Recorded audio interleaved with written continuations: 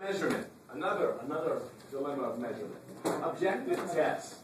Standardized objective questionnaires requiring written responses typically include scales on which people are asked to rate themselves. Okay, so the Beck Depression Inventory is the top one.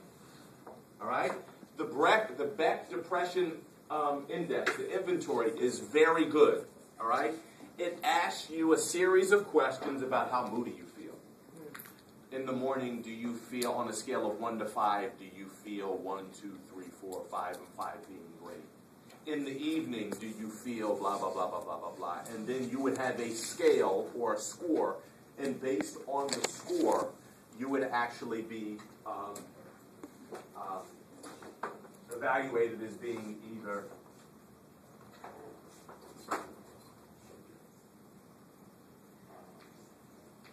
depressed, mildly, moderately, low, no, based on wherever you score. Okay? The Minnesota Multiphasic Personality Inventory is just a personality inventory where you're asked a number of different questions about what you like, what you don't like, what you prefer, so on and so forth. And it basically just gives you an overall screen of your personality preferences. Okay? Generally, these are more reliable and valid than projective tests. Look, watch. Why do we call them projective? Because if I'm Mr. Rorschach, if I'm him, and I say this is a uterus, I'm projecting onto the screen what I believe this is, but you think it's two grandmas playing pity pat. So who's right? And why should I think that you have a disorder or you're depressed or you have issues because you don't look through the world through my lens? Make sense? This is why we can't base our diagnoses or measuring someone's mental capability on projective tests because it's projection. You guys get that? As opposed to an inventory, you're taking a survey. Do you like this? Do you like that? Are you a morning person? Are you an evening person? So the answers are the answers. I'm not asking you what does that crazy picture look like. All right? So generally speaking, you all see this? Generally speaking, the reason why they're not always more reliable and valid is because human beings lie. And you may write down on the inventory what you want to be, and it's not necessarily what you are. So if I say, class, on a scale of 1 to 5, 5 being incredibly healthy and fit, write down how you would evaluate yourself on a scale of 0 to 5. 5 being in tremendous, tip-top wellness, shape, and condition. Some of y'all would write down 5 and you ain't nowhere near 5.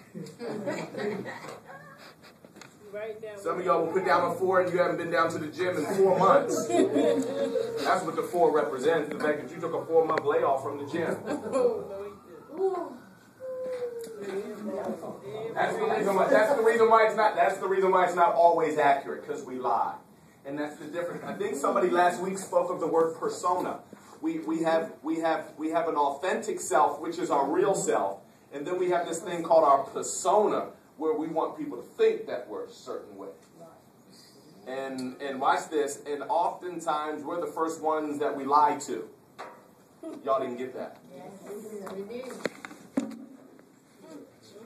All right. Any behavior or emotional state. Read it carefully. Any behavior or emotional state that causes an individual great suffering is self-destructive, seriously impairs the person's ability to work or get along with others, or endangers others or community. This is the definition of insanity. Mental disorder. Why not both? No. Why, you all said no to both. Why no to both? Yes, there we go. Critical thinkers. We have to define our terms, and we haven't studied the definition of insanity yet. That's right.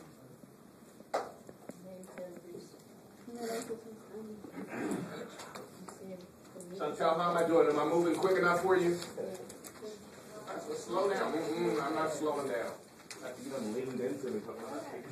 Generalized anxiety disorder. Are you all ready? Okay.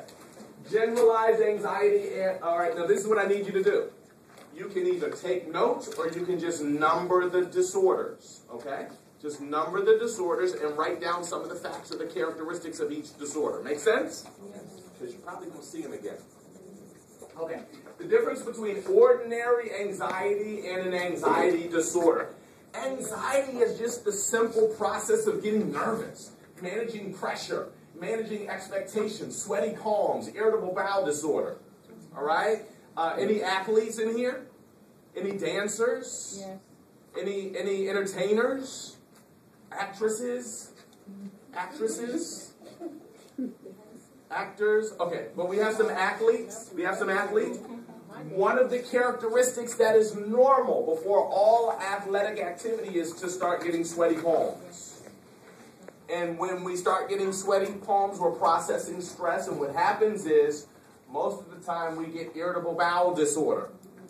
Or irritable bowel, not disorder, but irritable bowel tendencies. Okay? Generally speaking, it's feelings of worry and dread, apprehension, difficulties in concentration, and signs of motor tension.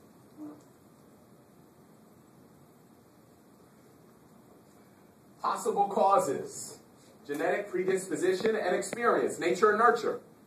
You guys see that? Good. Did you see that? Nature and nurture? You didn't see that. You just said, yeah. Post-traumatic stress disorder. Why some people recover quickly after a trauma where others develop post-traumatic stress disorder. Here's the perfect example that we're all different and we have different personality styles and traits. Okay, we all have different makeups. One person can be assaulted and it's like it never happened. Where? Okay. Some person can be in the midst of combat or be assaulted, and it's just doesn't affect them at all. Like literally, they didn't repress, they didn't regress, no ego defense. They just keep it moving. Then there's some persons who deal with PTSD, and PTSD is a heightened level of stress and anxiety. It's an anxiety disorder in which a person who has experienced a traumatic or life-threatening event has symptoms such as psychic numbing, reliving the trauma, and increased physiological arousals. Diagnosed if symptoms persist for more than 1 month.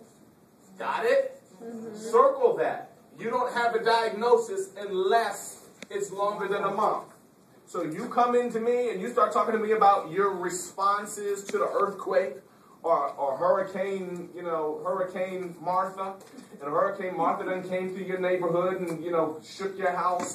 And so you come in and I ask you, okay, so how long have you been dealing with, psychic numbing and reliving the trauma and so on and so forth? And you say since last week.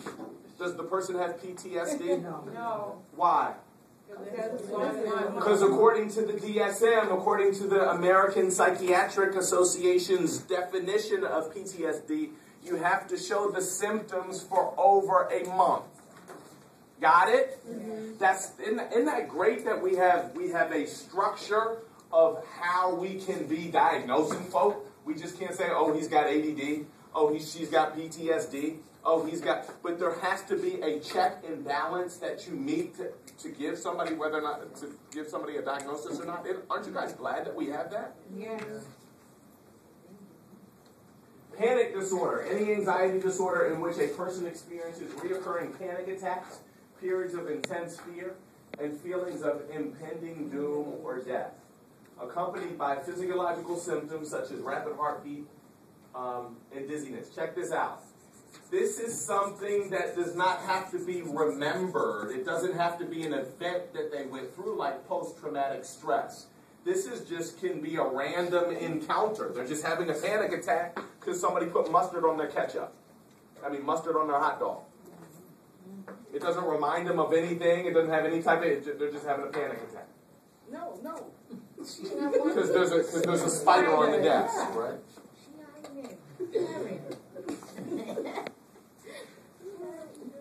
All right? They're two different interpretations. We all have stress. It's how we respond to stress. Panic attack, anxiety symptoms that seem out of the blue. All right? Interpretation, oh my God, I'm dying. Interpretation, oh, it's just stress, it'll pass. The panic attack goes here. The panic attack is the catastrophizing of events. It's not that serious, just calm down. All right? And we call this catastrophizing. You're making a catastrophe. Whereas somebody's more stable or a more healthy or realistic, not realistic, more reasonable interpretation of that.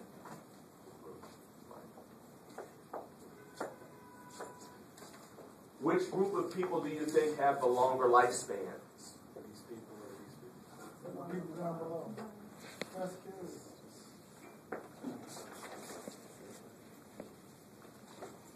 See that? So that's how we would diagnose, how you interpret life events. Myra came into my office and she was, a hot mess and stressed out and, blood pressure was rushing and her heart was beating and so on and so forth because, somebody accidentally put mustard on her hot dog. I would say she's closer to this than she is to this. All right? You like mustard? Fears and phobias. We just experienced somebody had a fear of arachnophobia. An arachnid is a spider. You all saw the movie Arachnophobia, right? A couple years ago. You all didn't see that? Fears and phobias. Why the most disabling of all phobias is known as the fear of fear. Whoa, that's deep. Phobia, an exaggerated, unrealistic fear of a specific situation, activity, or object. Key. Unrealistic. You're going to see that on the final. A phobia it's exaggerated and it's unrealistic.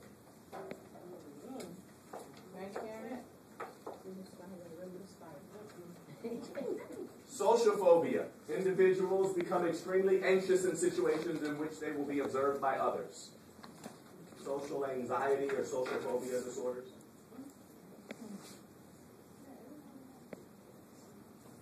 Agoraphobia, a set of phobias often set off by a panic attack involving the basic fear of being away from a safe place or person, a fear of fear. So watch this. The 3-year-old, the 5-year-old, the 7-year-old, the 9-year-old, the 13-year-old who's separated from mom and dad at the daycare center, at the nursery, this may set off a fear of everybody. They're scared of their teacher. They're scared of the blocks. They're scared of their other classmates. They're scared of going outside. All right? So an agoraphobia is a set of phobias often set off by a panic attack. Make sense?